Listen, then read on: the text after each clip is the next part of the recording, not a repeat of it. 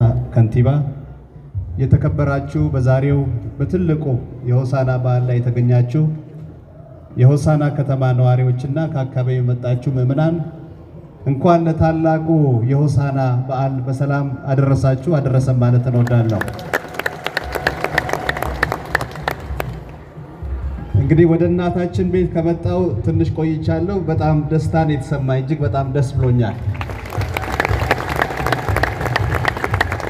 ሰዎች በጋራ ተሰብስበው ፈጣሪያቸውን ሲያመሰግኑ፣ በጋራ ተሰብስበው የሚቀጥለውን ቤታቸውን ሲሰሩ፣ በጋራ ተሰብስበው ትህትናን፣ ፍቅርን ሲገልጹ፣ በጋራ ተሰብስበው የተቸገሩትን ሲረዱ ሆሳናን ማክበር ማለት እሱ መሆኑን በደንብ የተገለጸበት ነውና እንኳን በድጋሚ ለሆሳና በዓል አደረሳችሁ።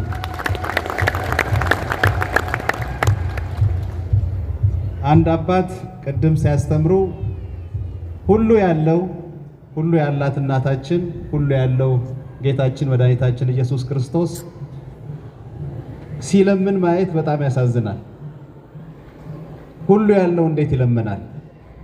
ሁሉ ያለው እንዴት ሰዎችን ቆመው 2 ሰዓት 3 ሰዓት ገንዘብ አምጡ፣ ይሄን ስሩልኝ፣ ያን አድርጉልኝ፣ ቤቴን ገንቡልኝ፣ ተሰብሰቡልኝ ይላል እና ውስጤ ትንሽ የቁጭት ስሜት ስለተሰማኝ በእኔም በኩል በዓሉ እጅግ በጣም የተሳካ እንዲሆንላችሁ እየተመኘው ይሄ ቤተክርስቲያን ተጀምሮ እስከሚያልቅ ድረስ አሁን ባለበት ደረጃ ብዙ ስራዎች ይቀሩታል።